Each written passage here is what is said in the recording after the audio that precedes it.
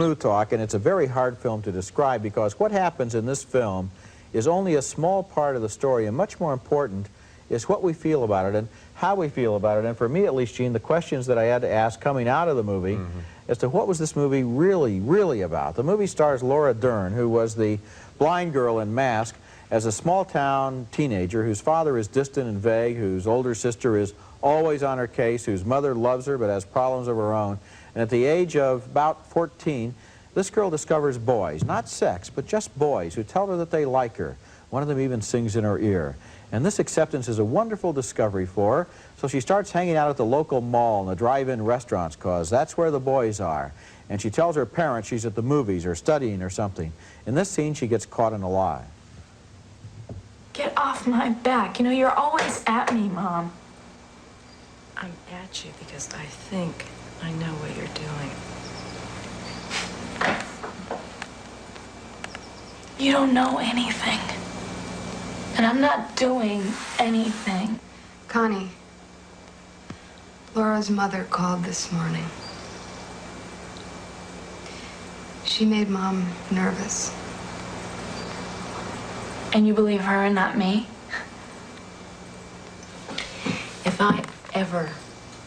I ever catch you fooling around, young lady, I will personally... Well, you were none too careful yourself, were you? I mean, like you're some example to try to tell me...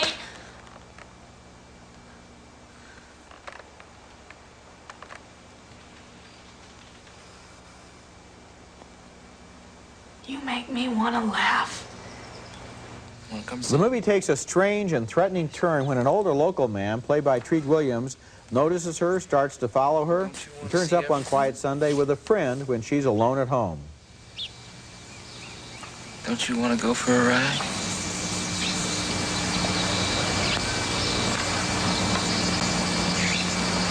Kinda doubt it. And why not? I got things to do. Like what? Thanks. Connie, you're not telling the truth. Today's your day set aside to go for a ride with me, and you know it. That's what you think my name is? It's Connie. Maybe and maybe not. Definitely maybe. I know my Connie. I've been watching you. I do not want to give away the very delicate and subtle ending of Smooth Talk by saying too much about what happens later in the movie after that scene, but I will say this. After all the silly and empty-headed movies we've seen recently about teenage sex, all the movies which have completely forgotten the special innocence and vulnerability and uncertainty of the teenage years, here is a movie that is serious and thoughtful and effective. It's based on a short story. It was written by Joyce Carol Oates. It was directed by Joyce Chopra, and maybe the fact that it's by two women helps it to be so much more sensitive about the life of this young girl.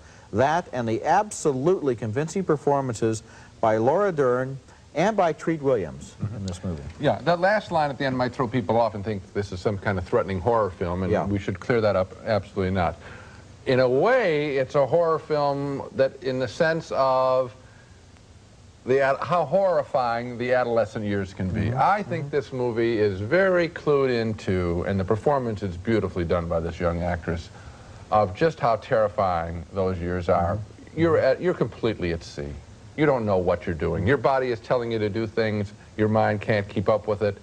Your mind is telling you to do things and you can't control your body. I think this movie knows the teenage years better than just about any movie I've seen in a long time, except for a French film called À Nos Amours, which is also very wise about a similar girl with similar kinds of sexual things going on in her life, and not being It's a very wise film and a very subtle film. And as I came out of the film, I thought, well, first of all, I was surprised by what happened. Yes, I know. And then I thought, well, what can I make of that? What statement are they making?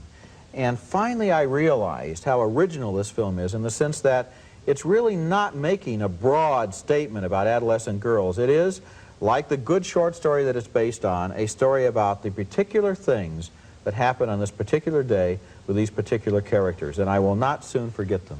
Well, okay, you say it's particular.